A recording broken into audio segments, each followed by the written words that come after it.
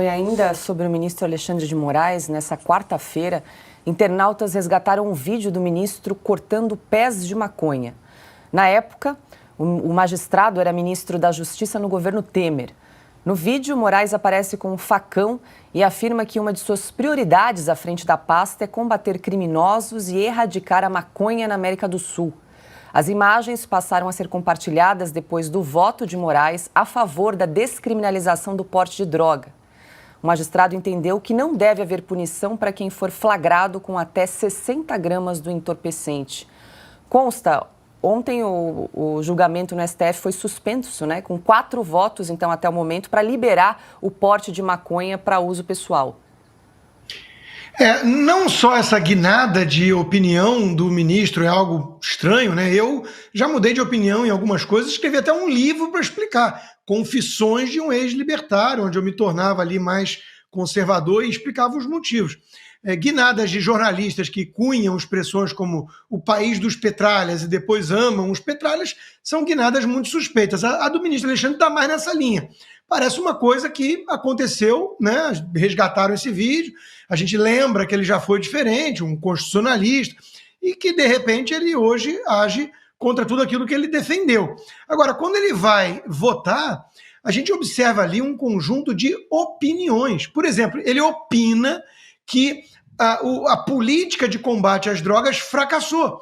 Isso é uma opinião, isso não é um fato inegável, isso é uma opinião subjetiva, pessoal. Ele tem todo o direito a essa opinião. Ele não deveria ter o direito de usar a opinião pessoal dele para impor uma legislação que cabe ao Poder Legislativo. Então, o que está se perdendo no Brasil é isso. Esse caso do voto de descriminalização das drogas, eu estou horrorizado com os debates nas redes sociais, porque de um lado ao outro é assim, eu sou contra legalizar as drogas, por isso é um absurdo. Eu sou a favor, aplausos para o Supremo. E quase ninguém vira e fala assim, ei, e os meios? Os meios importam? Caberia ao Supremo isso? É o palco adequado? Ou isso deveria ser discutido no Poder Legislativo? Essa é a grande questão, muito anterior à questão de mérito. Se você é a favor ou contra legalizar as drogas, que tem um bom debate para ser travado, tem bons argumentos. Alguns liberais clássicos defenderam legalizar. Eu, hoje em dia, sou contra. Mas eu estou mais preocupado com os meios. Isso não é algo para o ministro acha que a política está ruim, então toma aqui uma mudança de lei. E outra coisa, é impressionante, né? Eu vi isso sendo comentado, é impressionante como a nossa Constituição ela é tão precisa, pelo visto, a ponto de dizer quais drogas podem, qual o peso, quantos quilos podem ou não, se passar configura um crime, se não está tudo bem, ao mesmo tempo que não conseguimos encontrar nessa Constituição nova que cabe ao Poder Legislativo legislar. Então, as coisas no Brasil estão de perna para o ar, né? Está tudo invertido. Bom, e assim, mais uma edição de Oeste Sem Filtro fica por aqui. Muito obrigada pela sua companhia.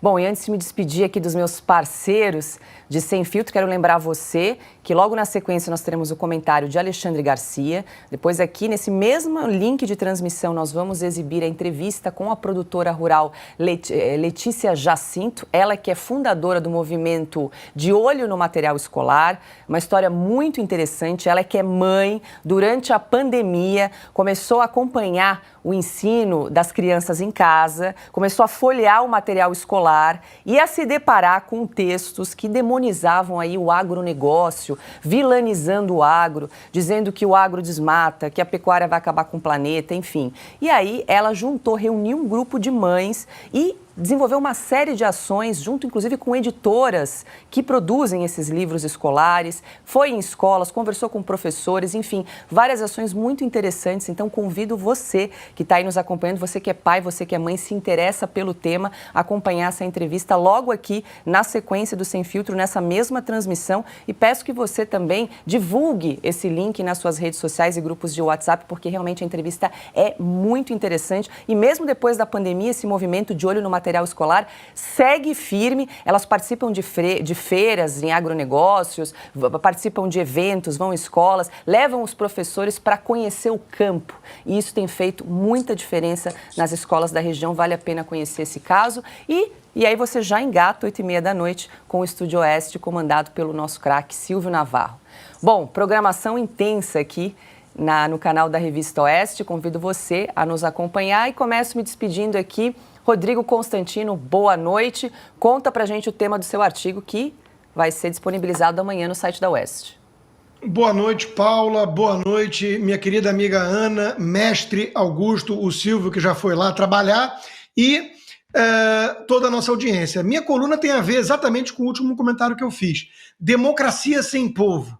Democracia de gabinete. Eu trago alguma reflexão mais filosófica, John Milton, o economista liberal Hayek, Prêmio Nobel de Economia. Eu trago umas questões históricas para mostrar que existe uma tensão nessa história de governo do povo, né? E as elites, hoje em dia, é algo tão antigo quanto Platão, mas elas olham para o povo como incapazes de escolher por conta própria. Essa premissa que tem que ser questionada no fundo. Você acredita que o indivíduo, tendo acesso às informações e desinformações, a verdades e mentiras, ele vai, no fundo, poder decidir por ele mesmo? Ou ele precisa da tutela, do paternalismo do Estado, dos especialistas, dos experts globalistas? Essa discussão está na ordem do dia. E o que nós estamos vendo no Brasil e em alguns outros países também é cada vez mais uma democracia de fachada. Uma democracia sem povo. Lembrando que democracia vem de governo do povo, do grego. Ana Paula Henkel, muito boa noite. A gente comentou, né, nessas semanas liberais, nesse programa da semana dessa terça-feira, nós entrevistamos a Bianca, que é uma das fundadoras do movimento Mães Direitas. Você até comentou, e esse do De Olho no Material Escolar com a Letícia Jacinto é muito similar ao movimento da Bianca do Mães Direitas. Também vale muito a pena. E conta pra gente o tema do seu artigo da semana. Bom, Paula, o tema, vou até dar uma editada e acrescentar a brilhante frase do secretário Derrite. Meu tema é sobre a descriminalização das drogas no Brasil, essa forçação de barra, né? Esse ativismo do judiciário. Como eu sempre brinco, eu venho do futuro em relação à descriminalização das drogas. A Califórnia está absolutamente perdida, largada nesse assunto, muita gente sofrendo, muita gente mesmo. Então, eu vou trazer muitos dados do que está acontecendo em alguns estados que descriminalizaram não apenas, né, o porte da droga, mas o uso e também a comercialização, né? Temos a comercialização aqui na Califórnia, então eu vou falar sobre isso e vou acrescentar a brilhante frase do secretário Derrite hoje, abro aspas, a mãe dos crimes é o tráfico de drogas, fecho aspas. Vocês não encontrarão essa entrevista, ninguém vai dar espaço ao Derrite, ao Tarcísio, aos homens da lei, aos policiais, como a revista Oeste dá, seja aqui no Sem Filtro, seja na própria revista, na edição da revista.